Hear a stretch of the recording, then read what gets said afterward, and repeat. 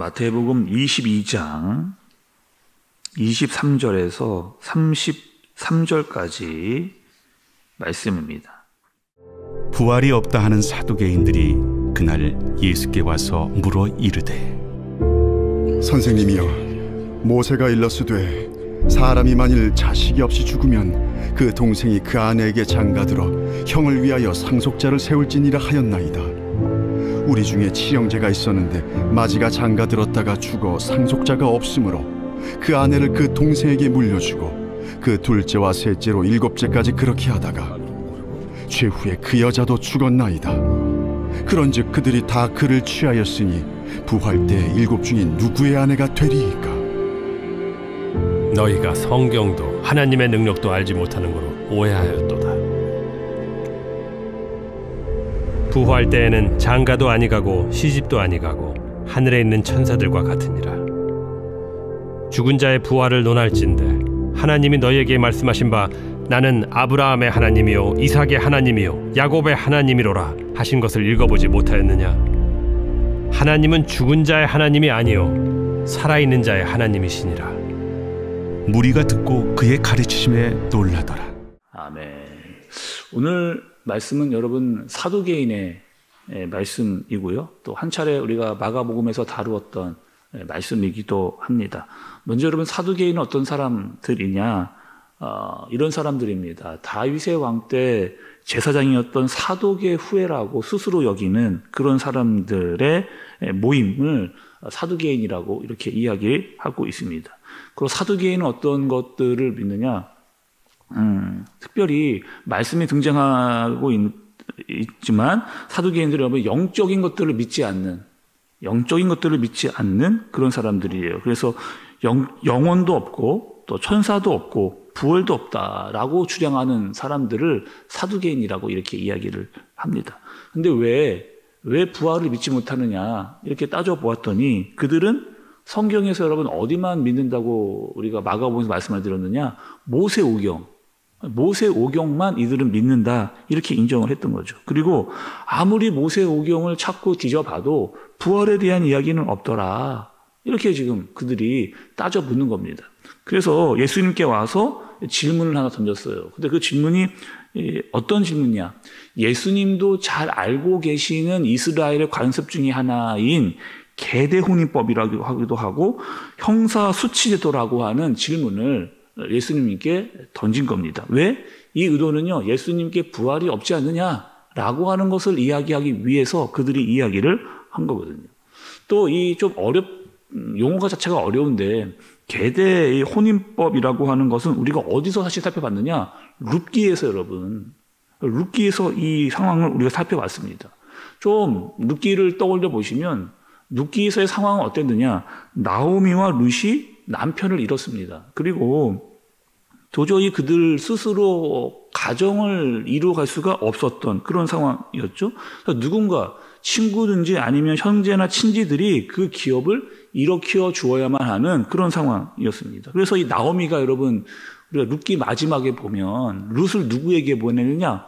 친족이었던 보아스에게 이렇게 보내잖아요. 그 보아스가 기업 물을 자라고 이야기합니다. 기업을 세워주는 자, 이어주는 자 이렇게 판단을 해서 나오미가 룻을 보아스에게 보내는, 그러니까 이게 여러분 계대 혼인법의 전형적인 모습이라고 볼 수가 있는 거죠. 그러니까 우리가 이해하기는 좀 어려운데 우리에게는 이런 관습이 없지만 유대인들에게는 그런 의무가 있었던 상황입니다. 그래서 이 관습을 가지고 부활이 없다라고 하는 것을 증명하기 위해서 예수님께 사두개인들이 질문하고 있는 그런 내용. 한번 여러분 잠깐 그 이야기를 좀 말씀을 드리면 이런 상황이죠. 만약에 형이 결혼을 해서 아이가 없이 이렇게 죽었습니다. 그래서 그 둘째가 형수를 이제 받은 거죠. 그리고 둘째, 셋째 뭐 쭉 나가서 일곱째까지 그 형수를 맞았는데 계속해서 후사가 없게 된 겁니다. 그러면 부활하고 나면 이 여자는 과연 누구의 아내가 되는 것입니까? 라고 예수님께 묻고 있는 거죠. 그러니까 지금까지 누구 하나 이 문제에 대해서, 이 질문에 대해서 속 시원하게 이야기해 주는 사람이 없었던 겁니다. 그러니 자기들 나름대로는 부활이 없다. 부활이 없다라고 그렇게 주장을 하고 있는 거죠. 예수님께서 이렇게 말씀을 하세요. 29절의 말씀을 보면 예수께서 대답하여 이르시되 너희가 성경도 하나님의 능력도 알지 못하는 거로 오해하였도다. 이렇게 이야기하는 거죠. 예수님이 사두개인들에게 너희는 진짜 하나님을 제대로 모르는구나. 그리고 하나님의 말씀도 제대로 이해하지 못하는구나. 또 하나님의 말씀을 너희의 수준으로만 이해하는구나. 이렇게 이야기를 하는 겁니다. 자, 여러분 그 생각을 한번 해보시면 그 모세 오경 중에 창세기도 들어가 있습니다. 근데 창세기는 여러분 가장 중요한 것은 하나님께서 천지 만물을 지으신 하나님인데 너희가 창세기를 어떻게 믿느냐는 거죠.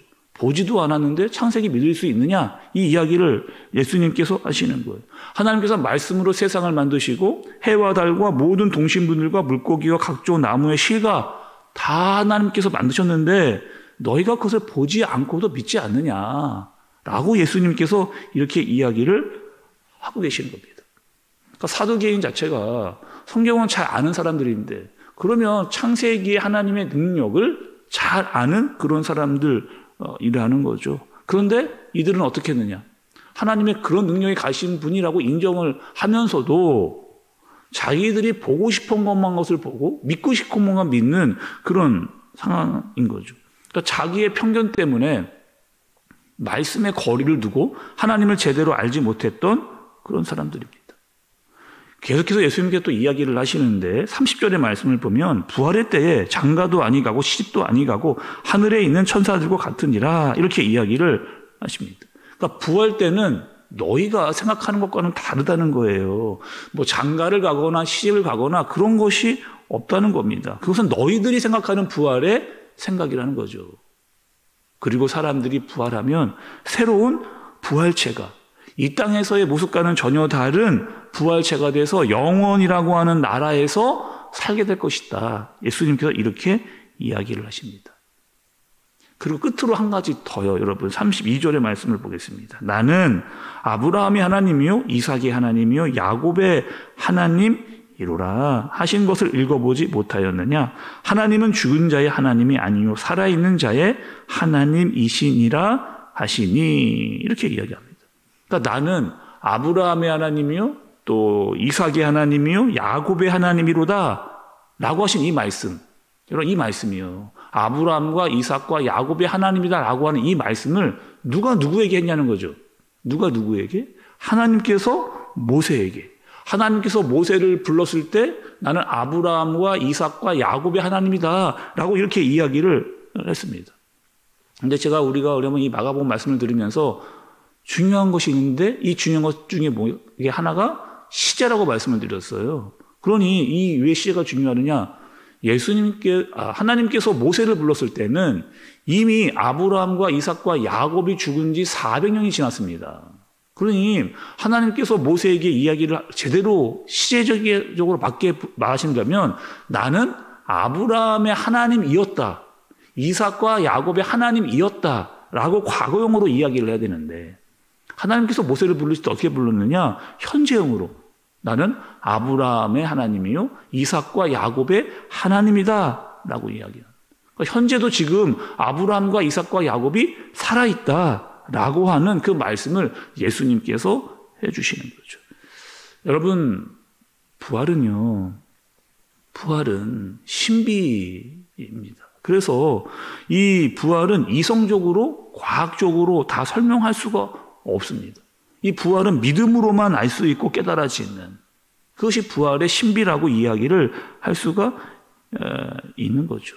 그렇다면 사두개인은요, 여러분 올바른 하나님을 향한 믿음이 없었던 사람들 그리고 자기가 믿고 싶은 것만 믿고 보고 싶은 것만 보고 듣고 싶은 것만 들었던 그러니 예수님을 메시아로 제대로 볼 수 없었던 겁니다. 예수님을 핍박하게 되는 겁니다. 그리고 예수님을 죽여서라도 우리가 주장하고 있는 이야기들을 증명하고 싶었던 그런 사람들인 거죠. 여러분 잘못된 편견이 이렇게 무섭습니다. 결국에 자기들의 주장을 합리화시키기 위해서 예수님을 죽이는 데까지 나아가는 그런 모습이 오늘 사두개인의 가장 큰 문제라고 할 수 있는 거죠. 말씀을 알고 말씀을 잘 깨닫고 하나님을 알고 하나님의 말씀을 아는 것이 여러분 이토록 중요한 겁니다. 다시 한번 여러분 말씀을 드리면 하나님께서 우리에게 말씀을 주셨습니다. 그리고 부활을 말씀하셨고 영혼에 대해서 이야기를 하셨습니다. 우리는 여러분 어떻게 사느냐, 길어야 이 땅에서 오래 살고 싶어도 100여 년 정도밖에는 살지를 못하죠. 그러나 죽음 이후에 영원이 있다라고 하는 사실, 그 영원이 있기 때문에 우리는 이 땅에서 함부로 살지 않는 겁니다. 때로는 그리스도인이라고 하는 핍박이 있다 할지라도 우리는 끝까지 하나님의 사람으로 살 수 있는 이유도 여기에 있는 거죠.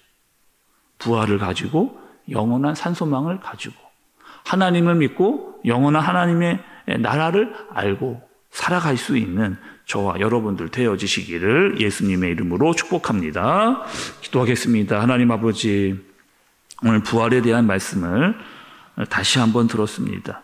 부활은 신비이고 또 믿음으로만 알 수 있는 것이고 우리에게 능력이고 소망입니다. 또 영원한 나라와 생명이 있다는 것을 우리가 알고 믿을 수 있는 것 또한 감사입니다. 이 땅에 살지만 우리가 하늘나라의 사람이라고 하는 사람을 잊지 않고 이 땅에서 하나님의 나라를 누리며 영원으로 이어지는 그 능력을 알며 살아가는 우리가 되어지도록 인도하여 주옵소서. 오늘 하루도 하나님의 사람으로 하나님의 백성으로 살아가도록 주님께서 인도하여 주옵소서. 예수님의 이름으로 기도드리옵나이다. 아멘.